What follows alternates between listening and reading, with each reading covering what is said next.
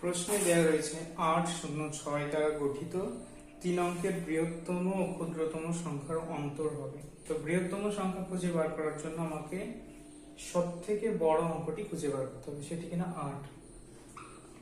এরপর 8 বাদ রেখে কোনটি বৃহত্তম, সেটা হলো 6।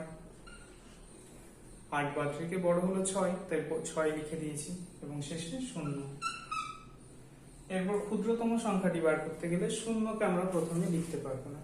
শূন্যকে যদি আমরা লিখে দিই তাহলে সেটা হবে আমাদের 2 অঙ্কের সংখ্যা, কিন্তু এরা এখানে চেয়েছে 3 অঙ্কের সংখ্যা, তাই শূন্য বাদ রেখে যে অঙ্কটি ছোট সেটাকে আমাদের খুঁজে বার করতে হবে, যেটি কিনা 6।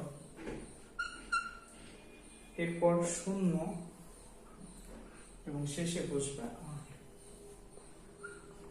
এটি বৃহত্তম সংখ্যা 860, ক্ষুদ্রতম সংখ্যা 608। এই দুটি বিয়োগ করলে আমরা অন্তর পেয়ে যাব। 8 আছে 2 এ 10, হাতে 1 থাকে, শূন্যর সাথে 1 যোগ করলে 1ই হয়। 1 আছে কয়ে 6, 5 এ 6, হাতে 1 থাকে না, 6 আছে কয়ে 8, 2 এ 8, তাহলে অন্তর হবে 252।